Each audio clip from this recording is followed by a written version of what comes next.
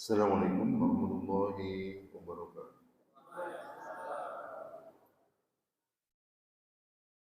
Innal hamdalillah nahmaduhu wa nasta'inuhu wa nastaghfiruh wa na'udzu billahi min shururi anfusina wa sayyiati a'malina.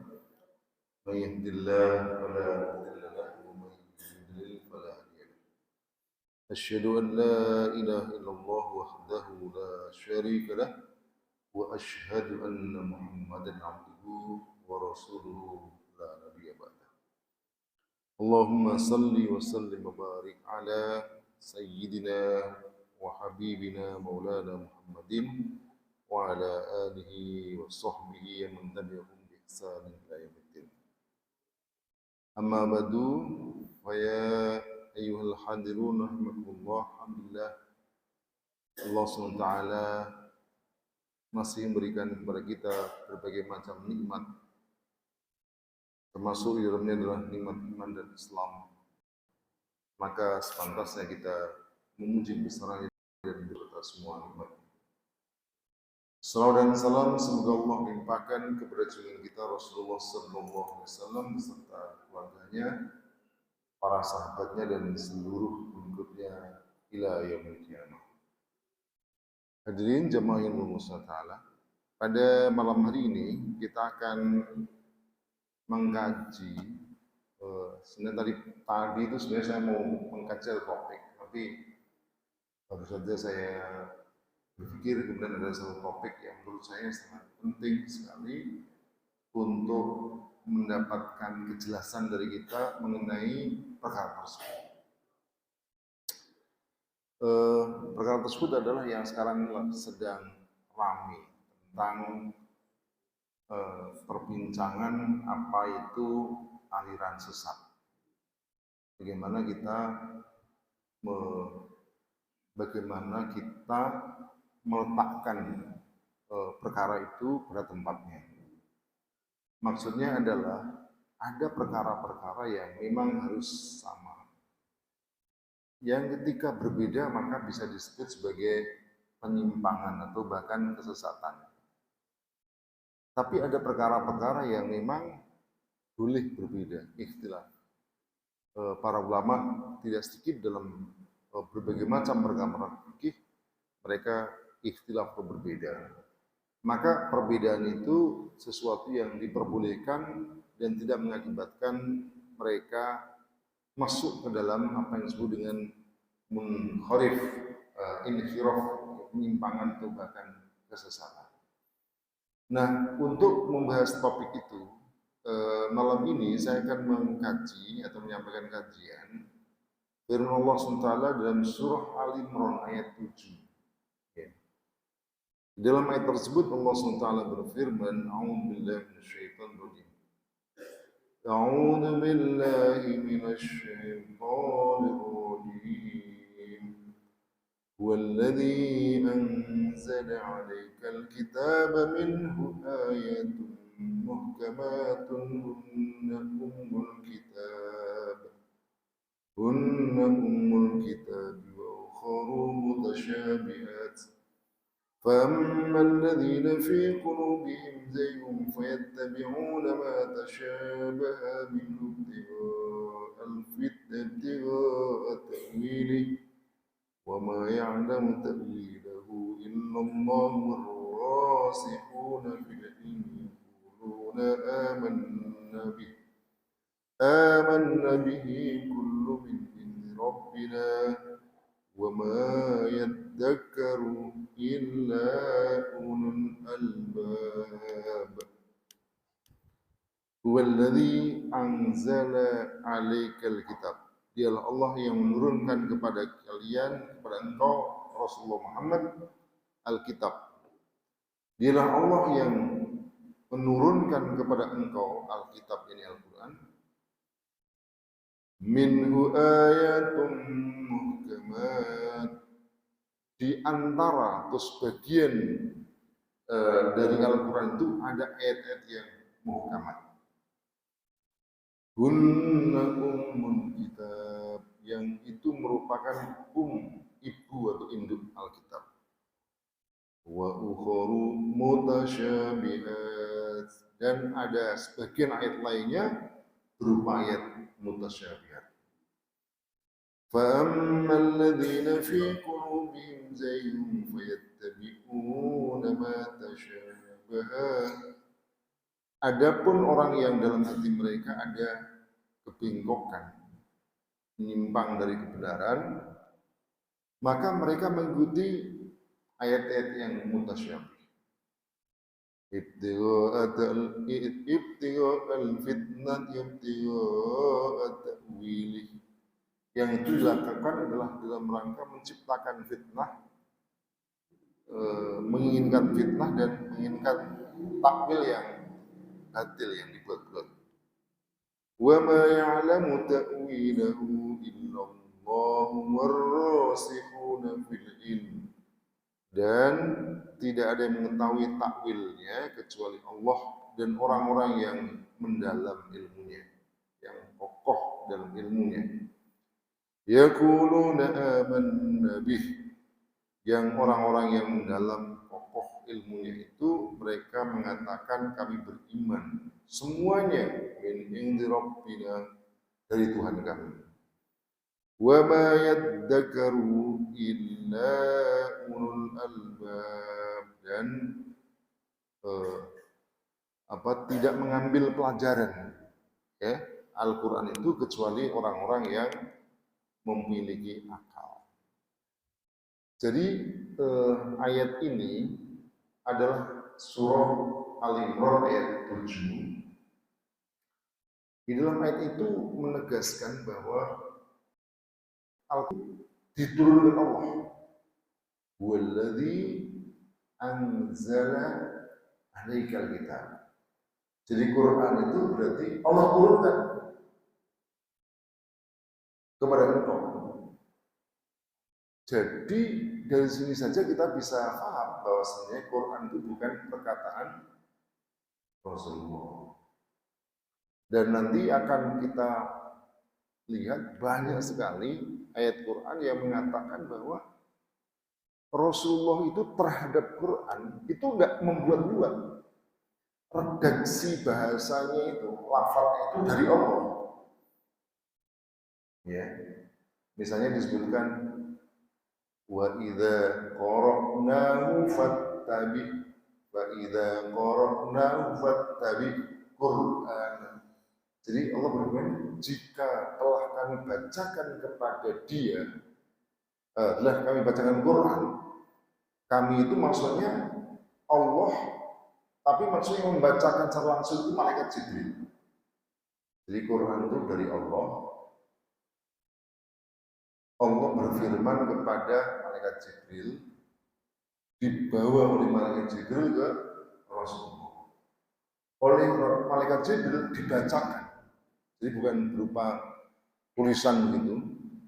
Jadi Rasulullah diajari oleh malaikat Jibril, allamahu syadidul quwa, lalu kemudian dibacakan, didiktekan. Ya.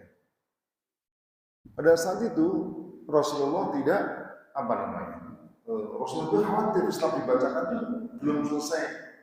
Malaikat Jibril dia sudah mengikuti, khawatir karena lupa. Dan Allah mengatakan, Allah berfirman, "Fadza qara'nahu fattabi Qur'an." Apabila kami bacakan Quran sudah selesai, fattabi Qur'an, maka baru kamu mengikuti. Jadi Rasulullah tidak boleh tergesa-gesa, ya. Jangan tergesa-gesa untuk menirukan. Dalam ayat yang lain, Allah melalui malaikat Jibril itu membacakan, natslu alaika ayati, kami bacakan kepada kamu ayat-ayat kami. Jadi Allah SWT membacakan, Rasulullah mendengarkan, dan setelah itu Rasulullah membacakan kepada umat. Misalnya, walladzi ba'atsa fil ummiyina rasulan minhum yatslu alaihi ayatihi. Dialah Allah SWT yang mengutus Rasul di di tengah orang kaum yang ummi, ya, seorang rasul. Yang rasul itu yatslu alaihi, yatslu alaihim, yatslu walladzi ba'atha fil ummiyina rasulan minhum yatslu alaihim ayatihi, membacakan kepada mereka ayat-ayat. Jadi rasul itu membaca. Tala yatlu itu artinya betul-betul mengikuti. Jadi redaksional tidak Rasulullah yang baca, tidak dibuat nabi. Persis dari malaikat Jibril diajarkan kepada para sahabat. Oleh karena itu bacaan para sahabat itu juga dia tidak buat sendiri, mereka mendengarkan bagaimana bacaan Nabi. Bacaan didiktikan, dihafalkan, lalu kemudian diajarkan sampai kepada kita. Sehingga bacaan Quran itu atau Quran itu bukan kalam Rasulullah, bukan perkataan Nabi. Maka para ulama menyebut kalau Allah berfirman dalam Quran. Biqauli ta'ala, dalam firman-Nya. Biqauli ta'ala. Tidak ada satu pun para ulama mengatakan misalnya qala Rasulullah fil Quran itu tidak ada. Nah ini sebenarnya untuk juga mengokohkan bahwa Quran itu betul-betul diturunkan Allah SWT kepada Rasulullah. Lalu kemudian dalam ini disebutkan minhu ayatun muhkamatun. Dari Al-Quran itu sebagian ada ayat yang muhkamat. Apa itu ayat yang muhkamat? Muhkamat itu adalah wadihatud dalalah. Jadi ayat yang jelas penunjukannya. Lal tibasa fiha al-haq, yang tidak mungkin rancu pada seorang. Au muhkamatul ibarah mahfudah min al-ikhtimam. Qad yudalalah alal ma'nal murad. Atau dia secara ungkapan itu memang muhkamat dijaga dan dia betul-betul qat'iyud dalalah. Jadi maknanya penunjukannya itu sesuatu yang pasti, tidak mungkin ada perbedaan. Itu namanya ayatun muhkamat. Yang ayat muhkamat itu disebutkan hunna ummul kitab. Ayat muhkamat itu adalah induknya, ibunya Al-Quran. Namanya ibu itu apa? Ibu itu berarti yang melahirkan anak-anak. Jadi kalau ada anak maka dicari ibunya. Maka semua ayat Quran itu harus dikembalikan kepada ayat yang muhkamat. Nanti saya jelaskan supaya jelas. Jadi disebutkan umul kitab itu adalah asal Quran alladzi yurja'u ilaihi indal istibah. Jadi pangkal Al-Quran yang dikembalikan kepadanya ketika terjadi istibah, ketika terjadi kerancuan atau kesamaran. Ya. Hunna ummul kitab wa ukharu mutasyabihat. Dan ada ayat-ayat yang lain yang mutasyabihat. Mutasyabihat ay muhtamalat ma'anin mutasyabihat. Jadi dia memiliki makna yang berbagai macam kemungkinan. La yatadahu maksuduha, yang kadang tidak jelas maksudnya. Lijmalin au mukhalafatin dhahir, disebabkan karena globalnya atau adanya perbedaan secara dhahir, illa binadharin daqiqin wa ta'ammulin anik, kecuali dengan pemikiran yang mendalam dan pengamatan yang cermat. Nah begini supaya lebih jelas. Gini. Jadi dalam Al-Quran surah Al-Imran ayat 7 tadi, Allah SWT itu menyebutkan yang pertama Quran itu dari siapa? Allah. Yang kedua ayat itu mengatakan bahwa ayat-ayat Quran itu terbagi menjadi dua macam. Yang pertama namanya ayatun muhkamatun. Ayatun muhkamah, ayat yang muhkamah. Ayat yang muhkamah. Muhkam itu sebenarnya dari kata muhkam itu artinya jelas, kokoh, jelas. Ketika disebutkan itu tidak mungkin ada perbedaan pengertian. Itu namanya ayat yang muhkam. Saya berikan contoh misalnya yang gampang. Ketika dalam surah Al-Ikhlas Allah berfirman, "Qul huwallahu ahad." Katakanlah bahwa Allah itu ahad. Ahad itu berapa? Satu. Kalau kayak saya buat jari-jarinya begini, ahad. Qul huwallah, Allah itu satu. Kalau orang menyebut ahad dalam bahasa Indonesia satu, kira-kira ada perbedaan penafsiran tidak? Misalnya, ahad bisa satu begini, bisa begini, bisa begini, bisa begini. Bisa enggak begitu? Tidak bisa. Ahad itu satu. Bahasa lainnya dalam bahasa wahid. Satu.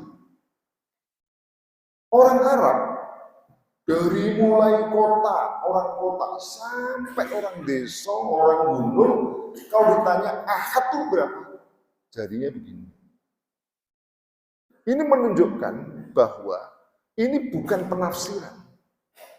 Jadi kalau ada siapa itu yang mengatakan agama itu penafsiran, itu enggak, karena kata ahad itu ya satu. Allah itu satu. Kalau ada orang mengatakan bahwa Allah itu dua, tiga, pasti salah. Jelas ya? Misalnya, di dalam Quran disebutkan syahru Ramadan alladzi unzila fihi al-Qur'an hudan linnas bayyinatin minal furqan faman syahida minkum asy-syahra fal yasum. Bulan Ramadan, bulan yang di dalamnya diturunkan Al-Qur'an. Di dalamnya Al-Qur'an petunjuk bagi seluruh manusia dan sebagai penjelas serta furqan. Siapa yang ada pada bulan itu, faman syahida minkum asy-syahra, asy-syahra itu syahrul Ramadan, maka berpuasalah. Berarti yang diperintahkan oleh ayat ini puasa pada bulan Ramadan. Orang Arab itu tahu bulan Ramadan itu adalah salah satu bulan di antara berapa? 12 bulan. Bulan ke berapa? Bulan ke 9.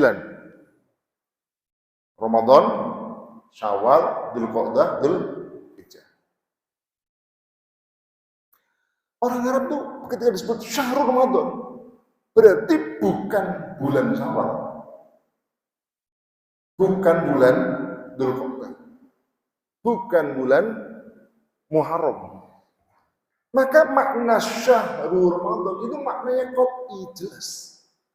Kalau misalnya ada orang mengatakan puasa yang diperintahkan Allah adalah puasa Muharram, benar nggak? Apalagi yang diperintahkan Allah puasa bulan Agustus, betul nggak? Pasti. Kalau ada orang atau kelompok atau siapapun yang mengatakan bahwa puasa itu diwajibkan pada bulan Dzulqa'dah misalnya, maka pasti salah. Kalau yang diwajibkan itu tuh Syahrul Ramadan. Ini maknanya qat'i. Itu namanya muhkamat, itu jelas. Misalnya lagi disebutkan walillahi 'alan nasi hajjul baiti man istata'a ilaihi sabila, dan kepada manusia diwajibkan untuk berhaji. Al-bait,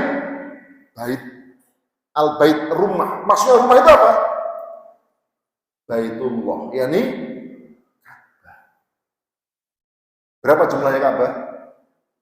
Berapa? Satu. Di mana? Di Arab sana, di Makkah sana. Jadi kalau ada orang mengatakan haji itu boleh di Monas, di Indonesia, atau di mana saja, pasti sah. Karena Quran mengatakan hijjul bait. Hajinya itu di al-bait, yakni baitullah, di Ka'bah, di mana di area, kalau haji secara keseluruhan di area haram sana, ya. Apa namanya, itu di sana. Tidak bisa kemudian hajinya di tempat yang lain. Ya. Innas safa wal marwata min sya'air. Faman hajja awis tamaro fala junaha alaihi ayyatawafa bihi. Sesungguhnya Safa Marwah adalah termasuk syiar Allah. Siapa yang haji atau dia itu umrah, maka tidak ada dosa. Maksudnya itu sebenarnya perintah pada dia untuk melakukan tawaf pada keduanya. Maksudnya tawaf itu adalah sa'i. Berarti sa'inya dari mana? Safa ke mengandung pengertian cuma satu. Namanya Safa ini di bukit sana itu tidak ada. Di bukit, di negeri lain, di tempat lain, bukit Safa. Kalau ada namanya bukit Safa, pasti itu bukan bukit Safa yang dimasukkan dalam Al-Quran. Demikian juga Marwah. Ini namanya ayat yang muhkamat. Lagi, misalnya ketika Allah SWT berfirman, fa'in alimtumuhunna ya mu'minatin fala tarji'uhunna ilal kuffar. Hunna la yakhillahum balahum yakhilluna lahum. Jika kamu mengetahui bahwa perempuan yang hijrah itu adalah mukminah, jangan kamu kembalikan perempuan mukminah itu kepada orang kafir, suaminya yang kafir. Lahunna hillun lahum. Perempuan itu tidak halal bagi orang kafir. Maksudnya perempuan muslimah itu tidak halal bagi orang laki-laki kafir. Walahum yakhilluna alaihim. Dan mereka orang kafir itu laki-laki juga tidak halal bagi perempuan mukminah. Bisa enggak? Arti la yakhillun tidak halal itu artinya apa? Tidak halal itu artinya apa? Haram. Jadi kalau misalnya ada orang mengatakan bahwa nikah orang perempuan mukminah menikah dengan laki-laki Nasrani, boleh tidak? Halal tidak? Haram, tidak sah, haram kalau melakukannya, zina terus. Perempuan mukminah kawin dengan orang Hindu, Buddha atau orang ateis atau selain Islam adalah haram. Ini bukan penafsiran, maksudnya itu terus mengundang banyak perbedaan pendapat. Maka ini termasuk ayat yang wadihat, yang muhkamat. Karena ayat itu jelas mengatakan hunna la yakhillu hunna tidak halal la yahilla hunna sebentar. Fala tarjuhuna ilal kufar fala tarjuhuna ilal kufar la hunna khillul lahum. Perempuan mukminah itu tidak halal bagi laki-laki kafir. Disebut just la hunna khillun, tidak halal. Berarti walahum yakhilluna lahum. Laki-laki itu juga tidak halal bagi perempuan mukminah. Ini tidak mengandung perbedaan. Jadi kalau misalnya di kapan waktu di televisi ada debat, ada orang juga yang pakai kopiah, disebut juga aktivis yang dia suka menikahkan wanita atau pernikahan beda agama. Lalu kemudian dia mengatakan bahwa pernikahan beda agama itu adalah wilayah ikhtilaf, itu bohong. Karena ayatnya ini termasuk ayat yang muhkamah. Karena disebutkan lahunna khillun lahum wala hunna yakhillu wala hum yakhilluna. Misalnya lagi, ayat misalnya tentang zina disebutkan wala taqrabuz zina innahu kana fahisatan wa sa'a sabila. Janganlah kamu mendekati zina. Innahu kana fahisatan, karena zina itu fahisah, perbuatan yang wa sa'a sabila, dan seburuk-buruknya jalan. Dalam ayat ini tidak disebut haram, zina tidak disebutkan az-zina haram, tidak begitu. Tapi ayat ini jangan kamu dekati zina karena itu perbuatan yang keji dan seburuknya jalan. Ayat ini jelas, meski tidak disebutkan haram, tapi disebutkan fahisah. Innahu fahisah. Innahu kana fahisah, keji itu menjadi qarinah wadihah, indikasi yang jelas bahwa itu adalah perbuatan haram. Sebab kalau perbuatan yang halal tidak mungkin disebutkan fahisah, keji. Apalagi disebutkan wasa'a sabila, jalan yang paling buruk. Pertanyaannya gini, berarti haramnya zina itu jelas tidak? Jelas tidak? Kalau ada orang mengatakan boleh zina, sesat atau tidak? Sesat atau tidak? Maka kita harus pastikan orang yang mengatakan zina boleh itu sesat.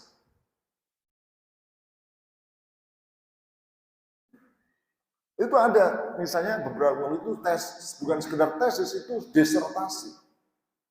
Disertasi itu apa namanya? Hasil karya ilmiah studi paling tinggi, S3 itu paling tinggi. SD paling rendah, SMP, SMA, S1, S2 paling tinggi, S3. Kalau lulus gelarnya dokter. Membuat disertasi itu seorang dosen dari UIN,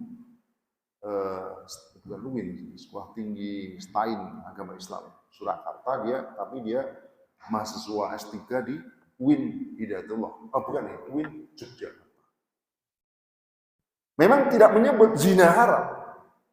Judul disertasinya adalah hubungan seks non-marital. Hukum hubungan seksual non-marital. Non-marital itu apa? Marital itu pernikahan. Non-marital berarti apa? Di luar pernikahan. Apa kesimpulannya? Saya baca, boleh. Coba. Alasannya adalah walladzina hum li furujihim hafiduna illa ala azwajihim aw ma malakat aymanuhum. Kata dia bahwa hubungan seksual itu menurut Quran boleh dua. Yang pertama istri, itu hubungan marital, dan ada aw ma malakat aymanuhum, budak, itu non marital. Karena sekarang sudah nggak ada budak, maka berarti bisa yang lain. Itu diambil dari pendapat seorang orang di Timur Tengah sana namanya Muhammad Syahrul. Kalau saya baca tulisannya itu memang menurut si Syahrul itu bahwa Simon Leven, pokoknya yang seperti itu ketika ada kontrak untuk saling setia dan segala macamnya pun walaupun non marital. Coba. Ini bukan termasuk wilayah ikhtilaf. Boleh berbeda. Ini harus sama. Dan segala macam. Demikian juga misalnya ketika Allah SWT berfirman dalam surah An-Nur, Az-zaniyatu waz-zani fajridu kulla wahidin minhuma mi'ata jaldah. Pezina, perempuan. Az-zaniyatu pezina perempuan. Waz-zani pezina laki-laki. Fajridu. Dalam bahasa Arab, fajridu dari kata al-jildu. Jildu artinya jilid. Jilid itu artinya cambuk. Kenapa cambuk disebut jilid? Karena cambuk itu menyakiti kulit. Nah, kulit itu bahasa Arabnya al-jaldu. Itu juga kulit. Jadi menyakiti kulit itu cambuk. Fajridu cambuk. Wah, fajridu. Kulla wahidin minhuma mi'ata jaldah. Masing-masing dari keduanya itu dicambuk mi'ah. Berapa mi'ah itu? 100. Jadi orang Arab kalau ngomong 100, ngerti 100 ini. Kalau saya beginikan jari, ini 10 kali. Ini 10 kan? Kalau 100 berarti berapa kali? 10 kali. Kalau begini lalu kemudian di akhirnya begini, bukan 100. Ini berapa? 99. Begini atau gini ya, begini 9, setelah itu 10 kemudian ini. Berapa ini? 95. Itu termasuk muhkamat. Ayat yang jelas, yang tidak mengandung adanya perbedaan. Jadi menurut Quran, kalau ada orang yang zina, hukumannya apa? Cambuk. Di penjara apa tidak? Jadi bukan disuruh beli semen, bukan disuruh beli apa? Pasir, bukan di penjara tapi cambuk. Dan cambuknya itu menurut Quran mi'ata jaldah, 100 kali cambukan. Kalau disebut mi'ah, coba apa yang difirmankan Allah itu pasti itu perkara yang maha penting, yang sangat penting. Enggak mungkin Quran tuh ngomong yang enggak ada gunanya itu enggak mungkin. Jadi misalnya sholat, penting apa tidak sholat? Penting kan? Pertanyaannya berapa rakaat sholat yang diwajibkan dalam sehari semalam dalam? Tidak disebutkan dalam Quran. Itu kan penting sekali berapa rakaatnya, tapi enggak ada penyebutan berapa rakaat sholatnya. Di dalam Quran itu enggak ada. Ada dalam hadis Nabi SAW. Itu ketika disebutkan mi'ah, berarti memang harus dicambuk 100. Enggak boleh dicambuk 99 kurang 1 enggak boleh. Atau dibeli tambahan bonus 1 kali lagi. Juga tidak. Karena itu muhkamat, jelas, wadihatul makna. Gitu. Nah, ini saya ingin gambaran. Inilah yang disebut sebagai ayat-ayat yang qat'i. Maka mereka yang keluar dari paham seperti ini itu bisa disebut munharif, telah menyimpang atau bahkan telah sesat. Saya tadi ada orang mengatakan bahwa Quran itu qala Rasulullah, itu udah pasti sesat. Karena itu firman Allah. Ya.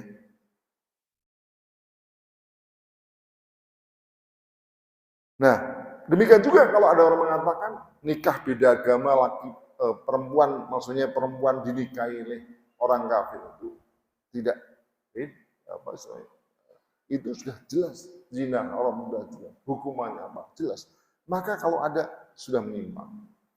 Maka seperti misalnya ada Ahmadiyah mengakui atau meyakini bahkan Mirza Ghulam Ahmad sebagai nabi, itu sudah sesat. Sekalipun dia sholat, sekalipun dia puasa, sekalipun dia haji, nggak diterima karena sudah keluar dari Islam. Nah, jadi supaya ngerti bagian yang muhkamat yang jelas tidak boleh ada perbedaan. Nah, ada ayat yang wa ukharu mutasyabihat dan ayat-ayat yang mutasyabihat. Mutasyabihat itu ayat-ayat yang memang memiliki beberapa makna. Beberapa makna itu banyak penyebab. Yang pertama bisa jadi memang ada satu kata. Yang kata itu kalau dalam bahasa Arab namanya mushtarak. Satu kata yang mengandung lebih dari satu makna. Kalau bahasa Indonesia namanya apa? Homonim. Jadi satu kata punya dua makna. Ya. Dalam bahasa Arab itu contohnya dalam Quran ya, ini contoh yang ditulis oleh para ulama dalam kitab-kitab mereka. Wal mutallaqatu yatarabbasna bi anfusihinna salasata quru'in. Dan perempuan yang ditalak hendaklah mereka menahan diri mereka selama masa iddah salasa quru'in, selama 3 quru. 3 quru. Quru itu apa? Nah ini uniknya. Quru itu menurut bahasa Arab bisa bermakna haid, bisa juga bermakna suci. Karena itu kemudian para ulama berbeda akhirnya tentang batasnya tadi. Karena kata quru itu mengandung 2, itu namanya ayat yang mutasyabih. Contoh lain misalnya dalam Quran disebutkan fala uqsimu bin-nas wal kunnas wal laili idza as'as was subhi idza tanaffas wal laili idza as'as. As'as itu bahasa Arab artinya malam sedang menjelang. Bisa juga as'as itu artinya adbarul lail. Jadi malam yang sudah mau pagi. Jadi bertentangan maknanya mudoddah. As-as. Wal-laili idza as-as. Ada yang perbedaan itu disebabkan karena ini menurut makna hakiki dan ada yang menurut makna majazi. Ini contohnya. Di dalam Quran disebutkan wa in kuntum junuban fatahharu wa in kuntum marda aw ala safarin aw jaa ahdum minal ghaidi aw lamastumun nisa. Jika kamu dalam keadaan sakit atau kamu bepergian dan tidak mendapatkan air, ya, atau kamu aw lamastumun nisa, atau kamu menyentuh perempuan, lamastum. Lamastum, bukan lamastum tapi menggunakan panjang, lamastum. Ini kemudian di antara para ulama berbeda. Lamastum menurut Imam Syafi'i dan mazhab yang lainnya menyentuh dalam arti hakiki. Kalau laki-laki suami misalnya menyentuh istrinya batal. Lamastum itu artinya menyentuh, al-massu bil yad. Tapi menurut yang lain, lamastum maknanya adalah makna majazi, makna kiasan, yakni menyentuh artinya berhubungan badan. Au lamastum. Menurut alasan yang kedua, bahwa Quran itu memang bahasanya tidak ada yang vulgar, nggak disebut au jamak, itu nggak mungkin Quran menyebut begitu. Karena dalam ayat sebelumnya dalam surah Al-Baqarah itu disebutkan qabla an tamassuhunna, sebelum kamu menyentuh mereka. Menyentuh di situ maknanya bukan menyentuh tangan, maksudnya menggauli. Tapi yang lain enggak. Quran ini menggunakan kata majazi, kata hakiki dan majazi. Maka makna hakiki, makna yang hakikat ya, bukan yang kiasan, itu aula atau muqaddam, didahulukan daripada makna kiasan. Akhirnya terjadi ikhtilaf. Sehingga ada perbedaan pendapat di kalangan para ulama madzhab dalam perkara ini. Perkara seperti ini boleh berbeda.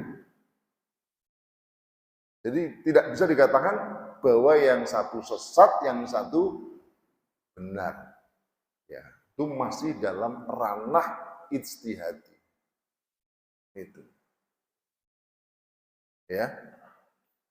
Nah, ini yang tadi saya katakan sebenarnya, misalnya gini, atau contoh dalam ayat itu sebelumnya. Ya ayyuhalladzina amanu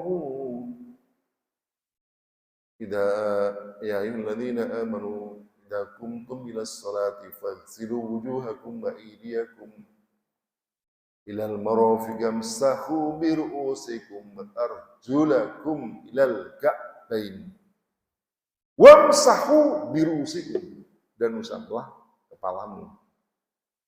Kan diperintahkan mengusap kepala, bukan faghsilu, bukan membasuh. Kalau basuh itu berarti airnya mengalir. Kalau usap berarti airnya kemudian diusapkan. Nah, menurut ini seberapa ngusapnya itu? Wamsahu birusikum. Ngusapnya seberapa? Apakah cukup sebagian? Kan kepalanya, pokoknya kepala kan ini. Ini juga kepala. Mau sebagian juga kepala.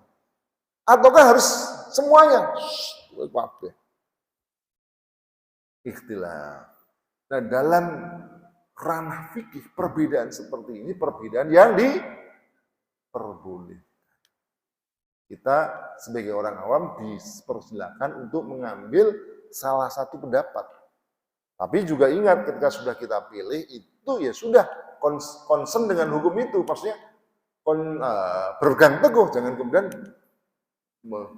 gonta-ganti dalam setiap keadaan. Kalau kita mengatakan saya pilih Imam Ahmad Syafi'i, kalau perempuan untuk perempuan batal, udah, jangan kemudian besok nyentuh, kan menurut yang lain boleh, hendak kamu. Nah, hal yang seperti ini namanya perkara yang ikhtilaf. Boleh ada perbedaan. Nah, ini namanya ayatun mutasyabihat. Ini yang tadi saya katakan di awal. Umat Islam itu harus ngerti ini. Supaya apa? Supaya dia itu tidak membolehkan perkara yang harus sama. Wajibnya sholat, wajibnya puasa, wajibnya haji, ya, wajibnya zakat, wajibnya menghukum pelaku perzinaan dan segala macam. Itu perkara yang jelas, qat'i, yang muhkam. Maka kalau ada perbedaan, tidak boleh. Tapi kalau ada perkara yang memang mutasyabihat, kemudian masing-masing ulama yang punya kapasitas, tapi bukan sembarang ulama. Ulama yang punya kapasitas untuk beristihad. Bukan orang kemudian ceramah tiba-tiba beristihad. Itu bukan. Kayak seperti kita ini, seperti saya ini mesti harus taklid kepada ulama yang mustahid, yang punya kemampuan untuk istihad. Kita pilih pendapat mereka. Bukan sembarangan. Dan begitu kemudian ada perbedaan di kalangan mereka, maka nanti kita kenal ada mazhab-mazhab, perbedaan-perbedaan tadi. Maka tidak bisa dikatakan sesat. Tidak bisa dikatakan Imam Madzhab Syafi'i mengatakan Madzhab Maliki keluar dari Islam dan segala macam, yaitu sebaliknya. Dalam perkara ini boleh berbeda dan harus umat Islam tidak boleh mencaci dan memusuhi mazhab yang berbeda tadi. Jadi tidak boleh. Karena ini masih dalam ranah yang istihadiyah tadi. Nah, baik. Ayat yang saya baca tadi disebutkan minhu ayatum muhkamatun hunna ummul kitab. Ayat muhkamat itu adalah ummul kitab. Ummul kitab itu berarti yang tadi disebutkan aslul kitab. Jadi dia itu kalau ada perbedaan pada ayat yang muhkamat, mana makna yang benar, itu harus dikembalikan kepada makna yang qat'i tadi. Karena ini ibunya. Contohnya gini, dalam bahasa Arab, kalau ada kata mutakalim itu berarti pembicara, orang yang bicara. Kalau satu orang, apa menggunakan apa? Ana satu orang. Kalau banyak orang menggunakan apa? Nahnu. Nahnu itu untuk menunjukkan banyak orang. Ana, nahnu. Tapi kata nahnu ini juga kadang tidak digunakan untuk litaksir, menunjukkan makna banyak. Bisa juga digunakan untuk litta'zim, untuk menunjuk, untuk mengagungkan. Biasanya Allah apa Raja pada Allah SWT yang kemudian untuk semuanya. Maka terakhir kembalikan makna yang benar. Tidak mungkin boleh dikembalikan litaksir memiliki makna banyak. Misalnya inna nahnu nazzalna alikal Quran. Nahnu di situ pasti bukan litaksir tapi litta. Baik, ternyata sudah waktu Isya, jadi saya harus menghentikan pengajian pada malam hari ini. Tapi saya kira satu hal yang penting, saya kira sudah didapatkan kesimpulan. Nanti kalau perlu didalami bisa didalami. Tapi itu intinya kita tidak membolehkan semua boleh berbeda, tapi juga kita tidak mengharuskan semua harus sama. Ada yang boleh berbeda dan ada yang harus sama. Saya kira itu yang saya sampaikan, semoga bermanfaat. Subhanakallahumma bihamdika asyhadu an la ilaha illa anta astaghfiruka wa atubu ilaik. Assalamualaikum warahmatullahi wabarakatuh.